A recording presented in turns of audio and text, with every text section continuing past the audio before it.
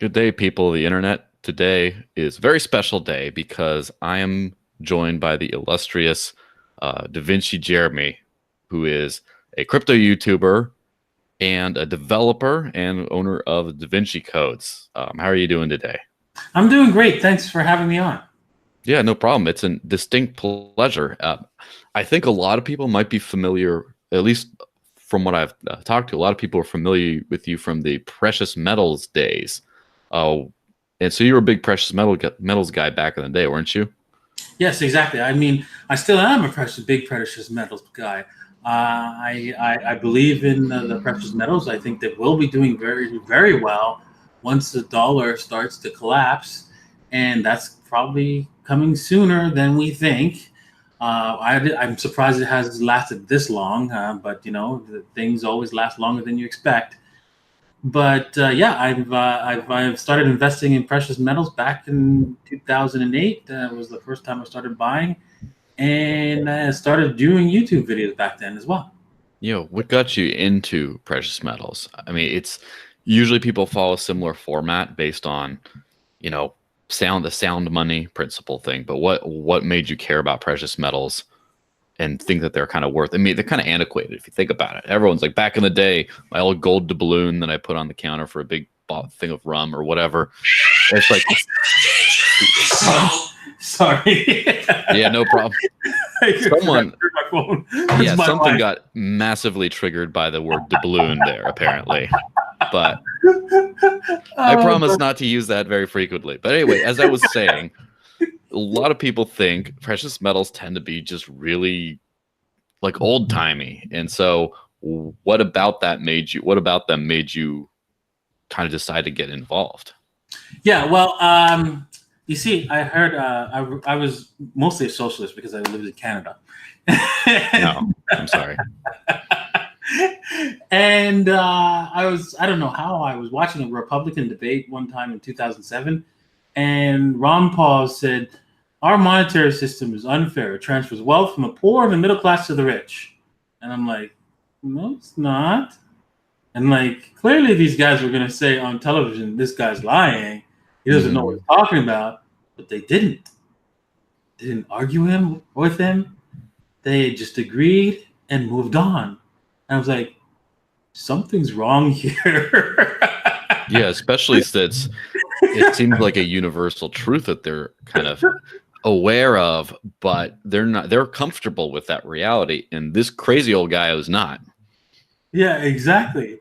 And so I thought he was just some crazy nut job. So, and besides, he was a congressman, so obviously he's corrupt, right? Because all congressmen are corrupt. Mm-hmm. So I decided to do some research on him, and I found out he was not corrupt, and he was the least corrupt of all congressmen. And so I learned about his theories on money, and I realized that at that point I didn't understand what money was, and I decided to do a lot of research on money.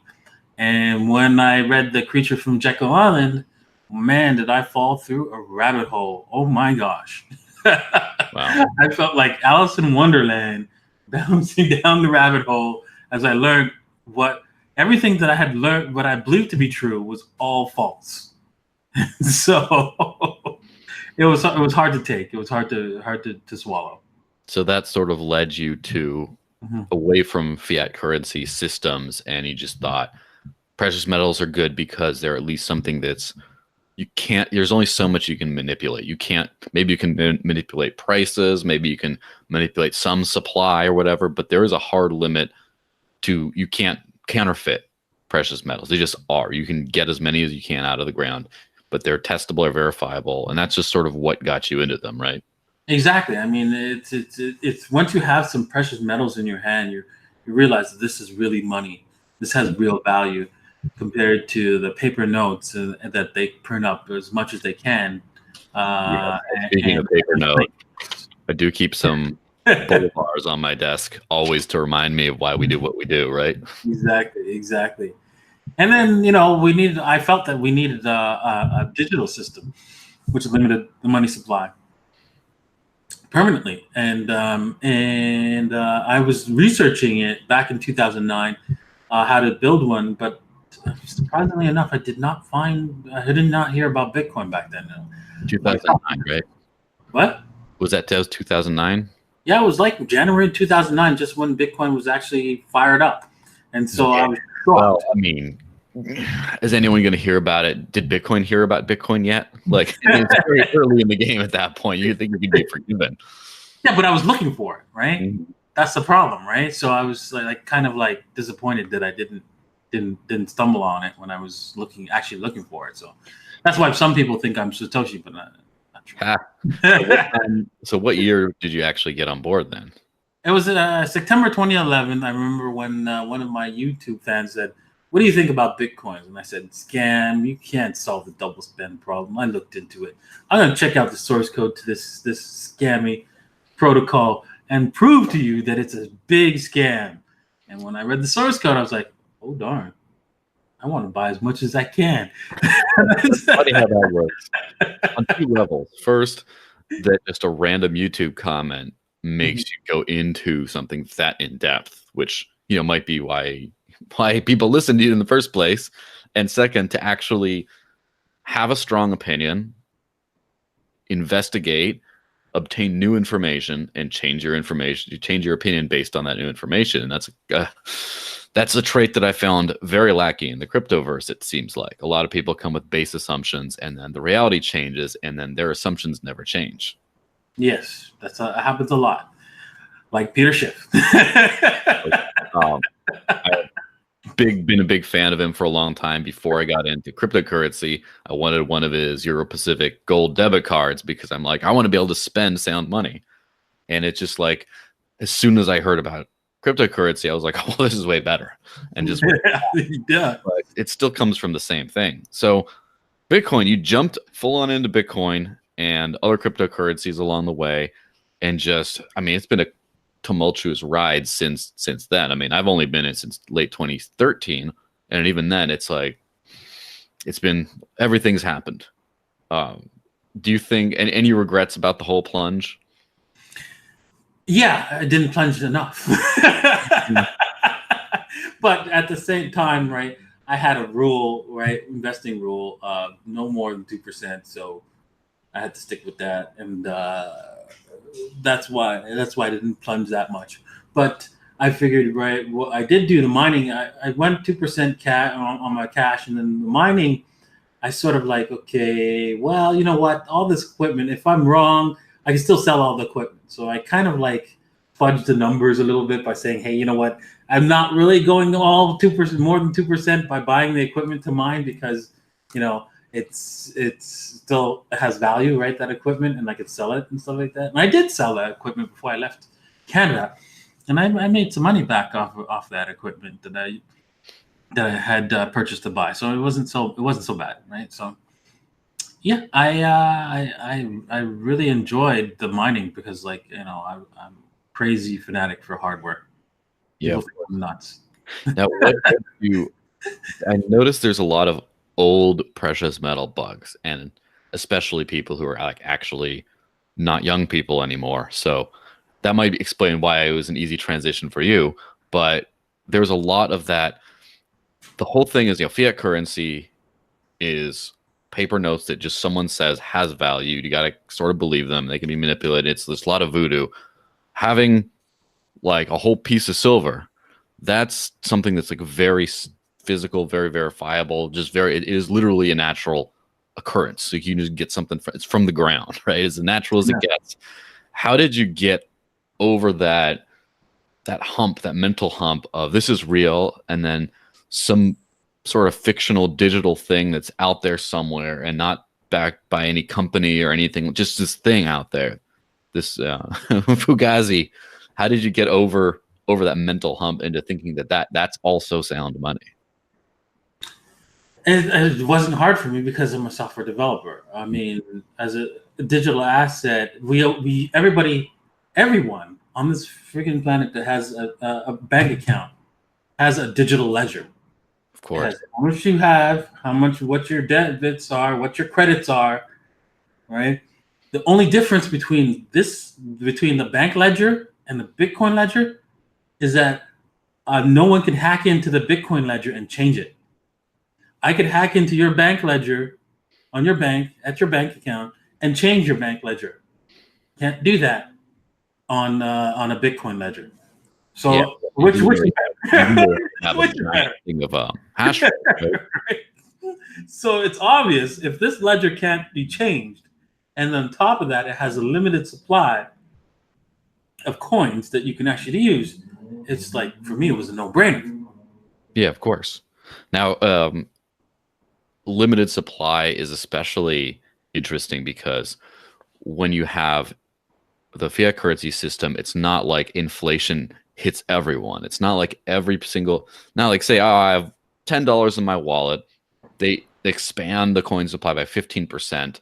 All of a sudden, I get a little extra $5 bill in the mail that goes in my wallet. So I have the same value, but it's more supply. No, someone takes all that extra stuff, spends it on usually terrible things, in my opinion, and then the $10 in my wallet is now worth significantly less. It's so, yeah, that does make a lot of sense, that just not having that central authority. Now, this is where things get a little bit contentious, because there was the whole, I mean, I've been using Bitcoin since 2013, and in 2015 I stopped accepting fiat currency for payment. I'm just going to only live off this stuff. 2016, closed my bank account. I'm going to do all the Bitcoin. Nice. We had a great time till the end of 2016, when I couldn't use Bitcoin anymore.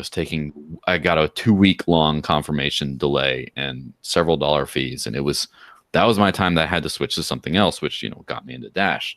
Were you paying close attention to the whole scaling debate and the whole part of the network during that whole time frame?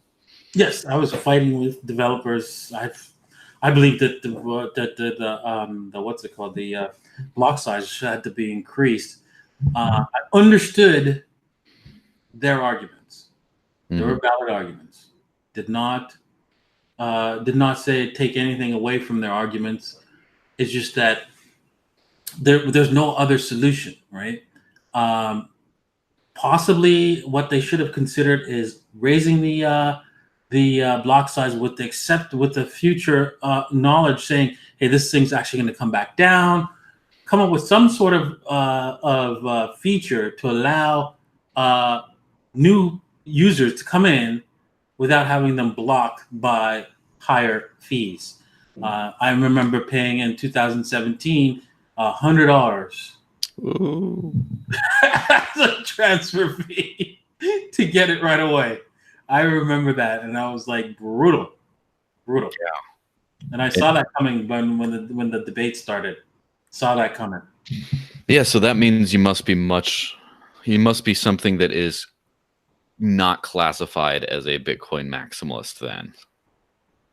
Yeah, I like Bitcoin. Mm-hmm. I mean, it's probably going to continue to do well for a while, unless someone knocks it off. It's thrown through marketing campaign, because you know what? There's all the coins that are out there pretty much do the same thing as Bitcoin. Some better than Bitcoin, some not so better than Bitcoin, but it doesn't really matter.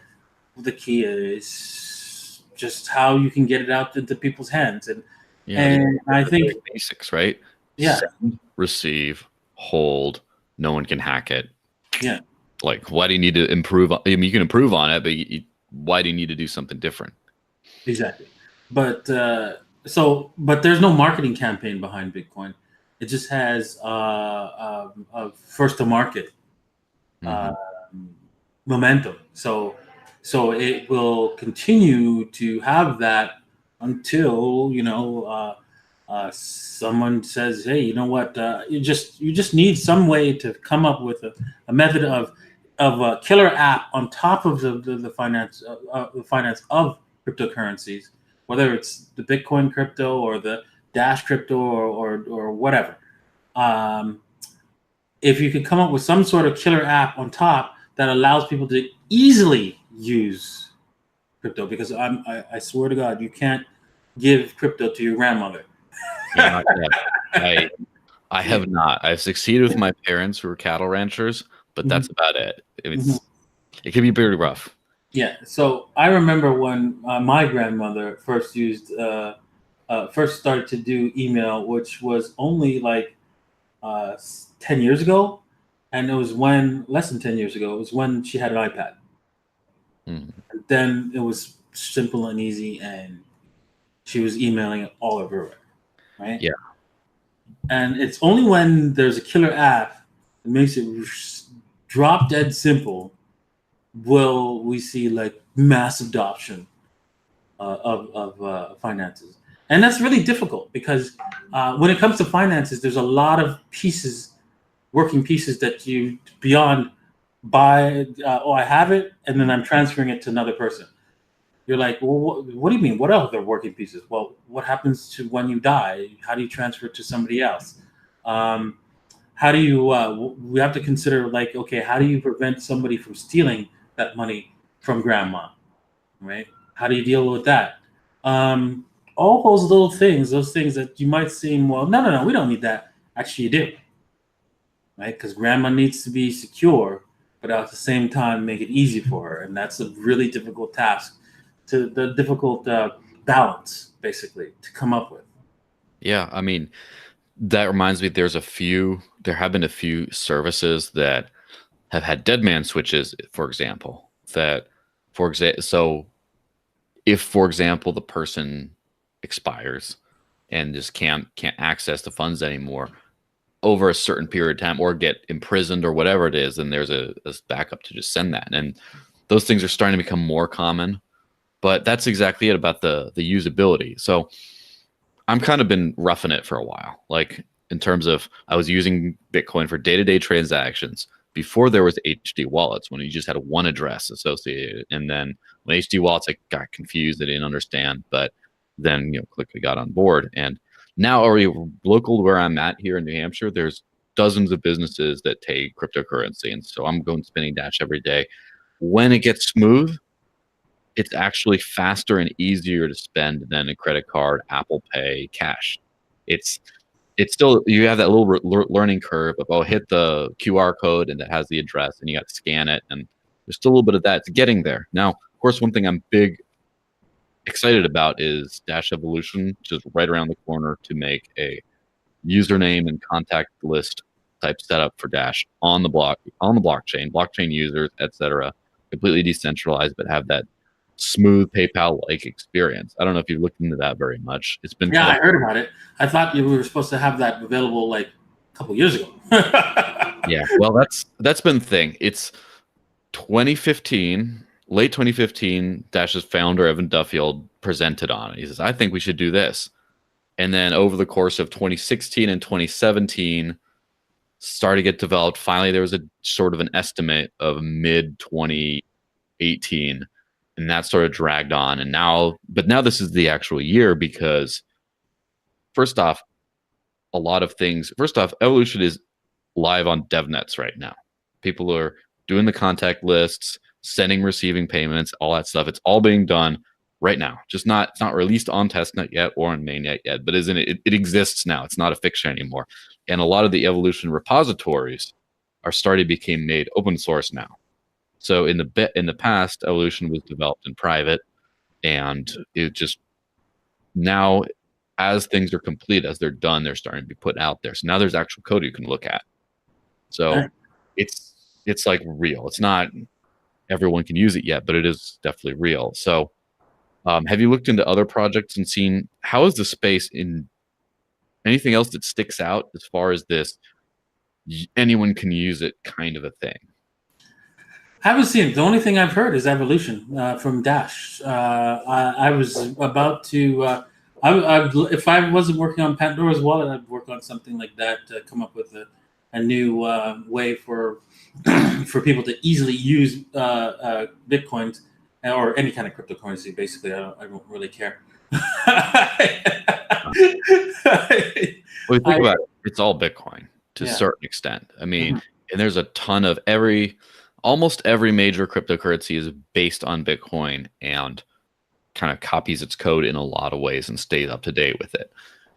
But everything that's not Bitcoin even is extremely similar. And so it's sort of like, that's one thing when you're mentioning about marketing and the first to market effect. The thing is, the first to market effect continues on, because people who actually do overtly market cryptocurrencies now start with Bitcoin. They just say, "Hey, you heard of Bitcoin?" Oh, and while they're actually even like paid marketers, they don't just say, "Oh, I'm going to talk to you about, Dash or whatever." A lot of times you have to start out with, "Have you heard of Bitcoin?" And then whenever you see a bunch of cryptocurrencies do something, it's all, "Oh, Bitcoin this," and it still gets that constant marketing going. Yes, But it does. yeah, so you mentioned this Pandora's wallet thing, and I kind of looked into it a little bit, but I think there's like a unique value proposition that it needs to be sort of teased out a little bit. So first, what is Pandora's wallet that you're working on? And then why does anyone need to care? Well, I decided to work on Pandora's wallet because I traded all the alt currencies, different currencies, because I want to own them all because I didn't know which one is going to win. And so the best way to get ahead to get the currency that will win is to own them all. Yeah, of course.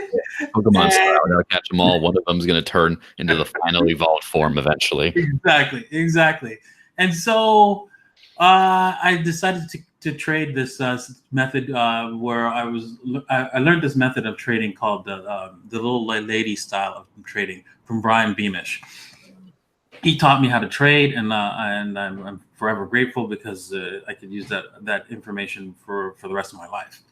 Um, and this method of trading ended up getting me a lot of different cryptocurrencies, a lot of crazy cryptocurrencies. I remember doing a show where I had like $5,000 worth of unobtainium. Unobtainium. Well, apparently you obtained it, so yeah. Get that stash of Houdini donkey coin.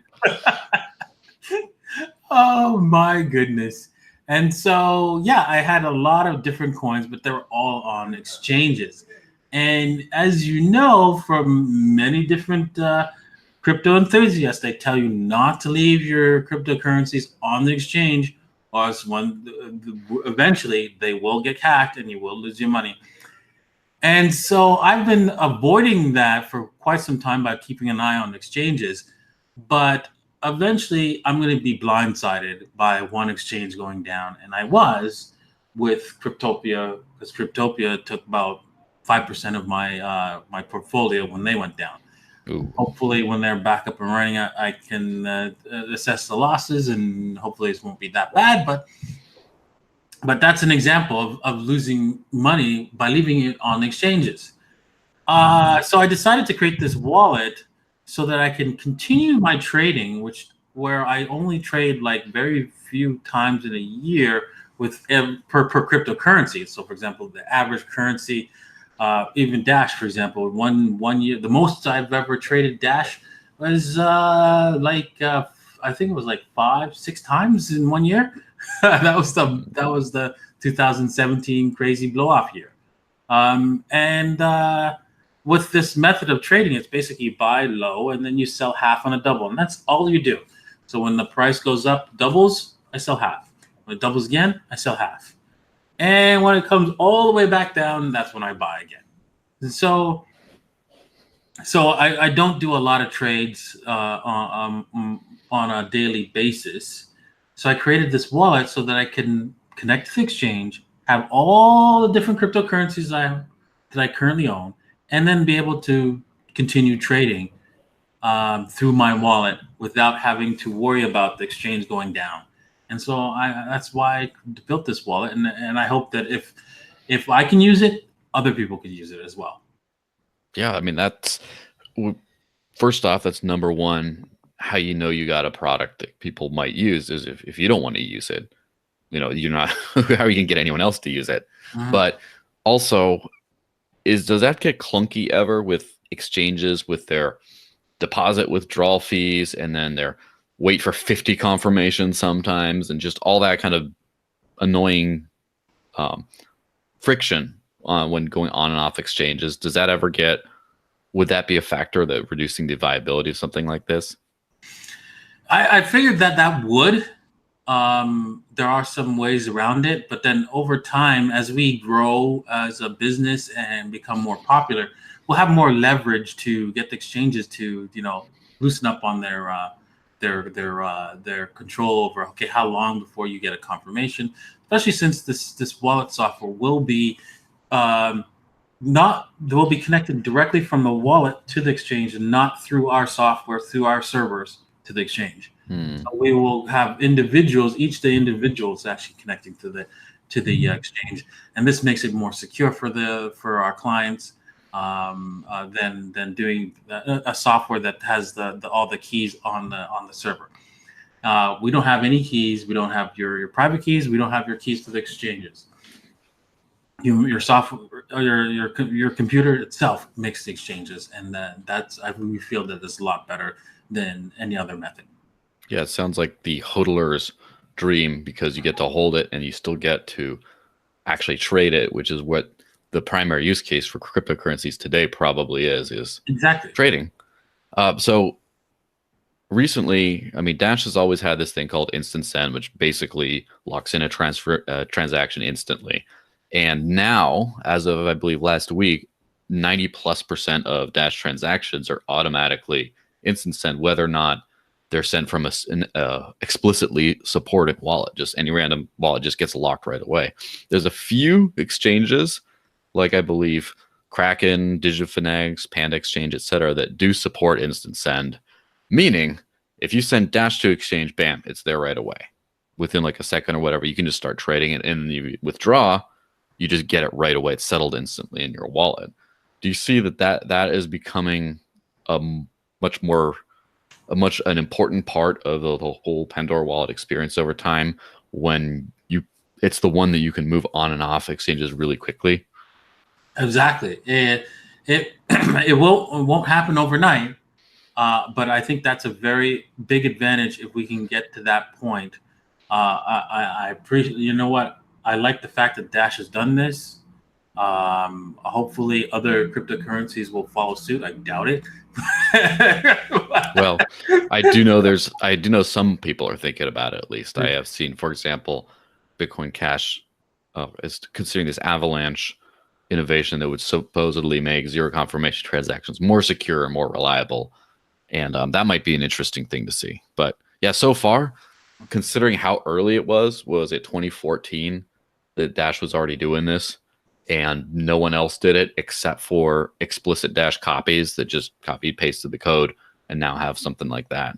It is kind of remarkable, and no one's thought about it until relatively recently.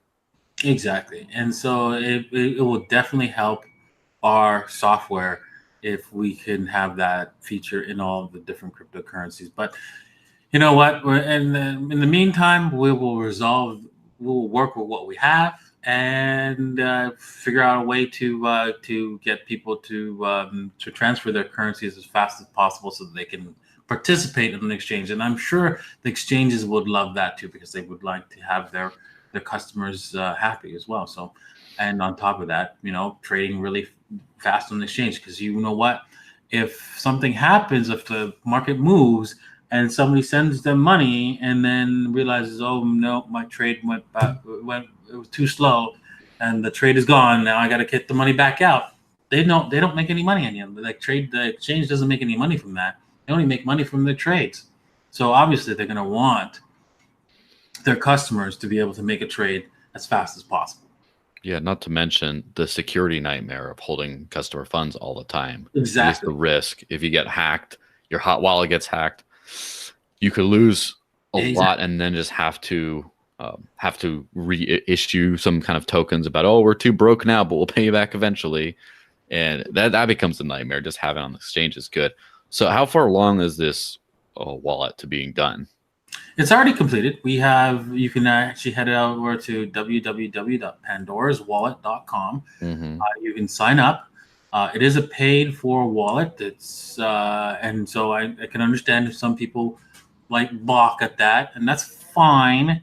I'm looking for people who are interested in trading the little lady style. So if you're interested in actually making money trading, I have not getting wrecked every 5 minutes. Exactly.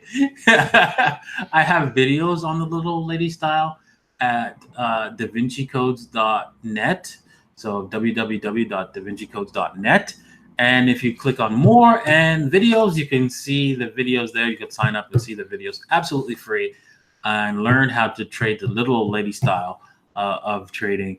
And then you'll be making money really fast by trading altcoins. Well, not fast, but But you're not losing and you're not staying the same. Yeah, fast in a relative term, meaning compared to the stock market. Yeah, of course. Everything moves quicker in this space. Yeah. Have you run into any technical challenges when it comes to supporting exchanges directly in the wallet? Like, has it been, this is just from my outside's perspective looking in, it's like, I know how difficult it is even to integrate into exchanges, but to like automate everything from the exchanges. Has that been a little bit of a trick? Has there been some stubborn ones that have been just difficult to get on board? The right now we're working to get Binance on, and that's going to be a very painful one Hmm. because they have like strange rules. I mean, their whole object model for the rules and trying to figure out what the rules are for actually buying and selling is just insane. Yeah, I Because can imagine. okay, well, you have to have this many decimal places, and it can be only this even number or this odd number, and they have the rules written inside the JSON, but it's like it's massive, Mm. and you're like, oh my god, you got to learn every single rule in order to make sure that you're making the right buying and selling the right amount, so that they're happy, and it seems ridiculous to me that they have all these rules, but that's how they want to operate. That's how they want to operate. So Yeah, do you have an option for exchanges that aren't automated yet that you can just have like a manual placeholder in, like a way to manually access, say like a way to trade with Binance in the wallet, but obviously you have to like to actually take the steps to withdraw and everything like that.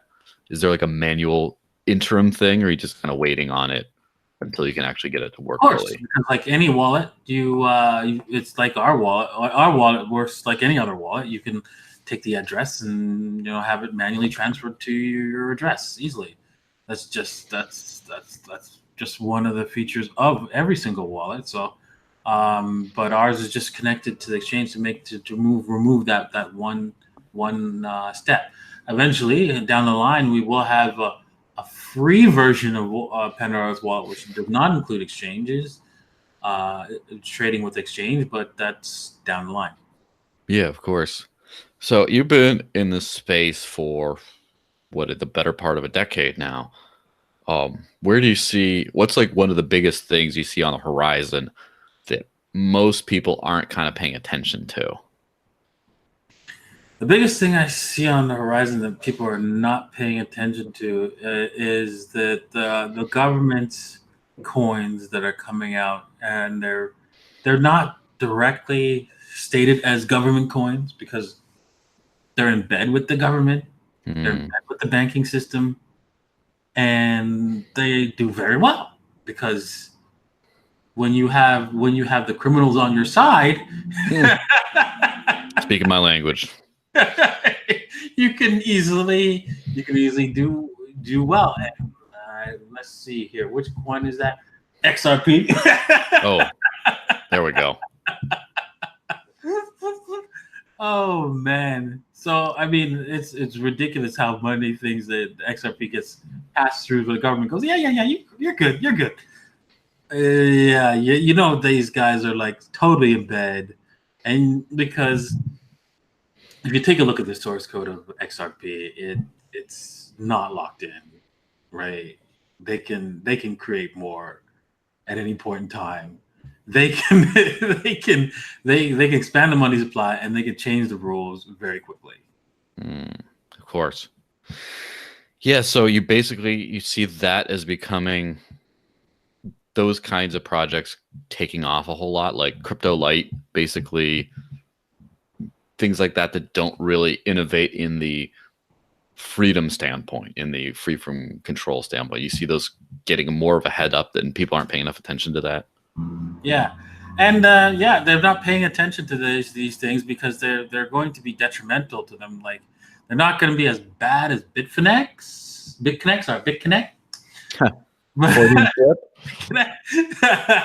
That was a Freudian slip. Yes, it was. Yes, well, as long as they have better suits on the hype men, and yeah, exactly. fewer theme songs. I don't know. But I think that people will realize when they get burned by XRP, and it's not going to happen overnight. I'm not going to say that it's going to happen next year, 10 years from now, but there will be a time when you're like, shoot, I shouldn't have bought XRP. XRP screwed me over. Well, I'm not going to say that in the medium term. It's in the long term. So, for example, later on, 10 years from now, somebody gets into XRP, they might get screwed. But today that's fine, because you know what? People are going to get into XRP no matter what. Yeah, so today you can do that thing. I'm not telling you not to buy it. So because there's going to be a greater fool for XRP. So don't worry about that. Well, that's very interesting. Thanks a lot for sharing your time today. I'm sure there's a lot of people who will find a bunch of insights here. I do know there's a lot of traders out there that are complaining about having to have things on exchanges as well. So definitely checking out the Pandora's wallet. So you already said everyone can check out the Pandora wallet, and then DaVinciCodes.net has all the stuff on there, and that's where people can reach out to you. Where's the best way for people to just talk to you personally? Is that via Twitter? Is it?